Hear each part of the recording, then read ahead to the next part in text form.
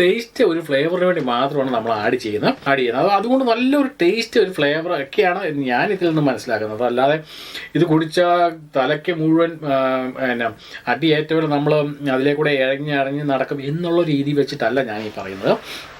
ഞാനീ പറയുന്നത് നമ്മൾ എപ്പോഴും ഒന്ന് റീഫ്രഷ് ആകാൻ വേണ്ടി, ടയേർഡാകുമ്പോൾ ഒന്ന് റീഫ്രഷ് ആകാൻ വേണ്ടി 2 അടിക്കുക.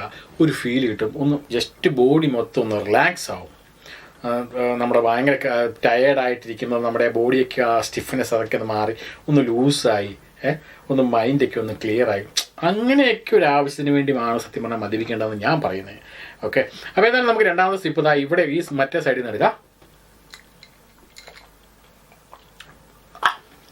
ഞാൻ അല്പം കൂടി കൂടെടുത്തു. അടിപൊളി, സൂപ്പർ. ഈ സാധനം ഇട്ട് വാറ്റിയേക്കുന്ന അതിൻ്റെ ഒരു ഫീല് നമ്മുടെ നാട്ടിലെ സാധാരണ സബർജിൽ തന്നെ അതിൻ്റെ മറ്റൊരു വർഗം ആണെന്ന് മാത്രമേ ഉള്ളൂ.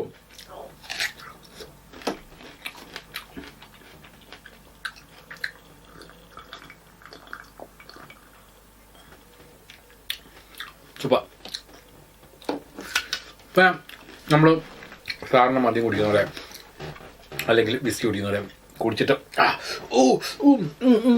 എന്നൊക്കെ പറഞ്ഞ കുറേ അഭ്യാസങ്ങൾ കാണിച്ചു തലയൊക്കെ ഇങ്ങനെ വെട്ടിച്ച് അങ്ങനെയൊന്നും കുടിക്കേണ്ട കാര്യമില്ല ഈ വാറ്റ്. സാധാരണ ഇതെന്ന് വെച്ചാൽ നല്ല ക്വാളിറ്റിയുള്ള സാധനമാണ്, നല്ല 40% സാധനമാണ്. അത്യാവശ്യം ഒരു 90 ഒഴിച്ചു, ബാക്കിയുള്ള ഇൻഗ്രീഡിയൻറ്റ് ഒഴിച്ചു. അതിനുശേഷം എന്താ ഇങ്ങനെ സിപ്പ് എടുത്ത് കഴിച്ചാൽ ഒരു കുഴപ്പമില്ല. അതോടൊപ്പം തന്നെ വേൾഡിലെ ഫേമസ് ആയ പല വാറ്റുണ്ട്. എന്തിന് വേൾഡിലെ കാര്യം പറയണം, നമ്മുടെ അയൽ സംസ്ഥാനമായ നമ്മുടെ ഗോവയിൽ അവിടെ അവരുടെ മെയിൻ ട്രഡീഷണൽ ആയിട്ടുള്ള വാറ്റാണുള്ളത്, എല്ലാവർക്കും അറിയാവുന്ന ഫെനി. മെക്സിക്കൻ വാറ്റായ നമ്മുടെ ടക്കീല, അപ്പോൾ അത് വേൾഡ് ഫേമസ് ആണ്. അതുപോലെ തന്നെ പല രാജ്യങ്ങളിലും അവരുടേതായ വാച്ചുണ്ട്, അത് നല്ല രീതിയിൽ ബ്രാൻഡായ രീതിയിൽ ഇറക്കിയിട്ടുമുണ്ട്.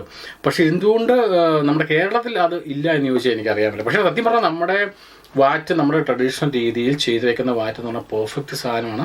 സത്യം പറഞ്ഞാൽ വേണമെങ്കിൽ ഗവൺമെൻറ്റിന് അത് നമ്മുടെ നാട്ടിൽ അത് ചെയ്യാവുന്നുള്ളൂ. കാരണം ഇതൊരു വലിയ കാര്യമൊന്നുമല്ല. കാരണം എല്ലാ രാജ്യങ്ങളിലും, പ്രത്യേകിച്ച് വേണമെങ്കിൽ നമ്മുടെ തൊട്ട് അയൽ സംസ്ഥാനത്തിലെ ഗോവയിൽ വരെ ഉണ്ട്.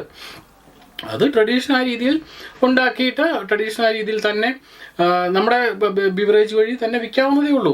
അതിൻ്റെ അകത്തൊരു റോങ് ആയിട്ടുള്ളൊരു കാര്യം എനിക്ക് തോന്നുന്നില്ല. സത്യം പറഞ്ഞാൽ അതിനെ ആ രീതിയിൽ പ്രൊമോട്ട് ചെയ്യുക എന്ന് വേണമെങ്കിൽ പറയാം. സത്യം പറഞ്ഞാൽ വിദേശ മദ്യങ്ങളുടെ ആ ഒരു ചേരുവകളൊക്കെ ചേർത്ത് പല മദ്യങ്ങളും റമ്മുകളും ഒക്കെ നമ്മുടെ നാട്ടിൽ തന്നെയാണ് ഉണ്ടാക്കുന്നത്. എന്തുകൊണ്ട് നമ്മുടെ നാട്ടിലെ എല്ലാവർക്കും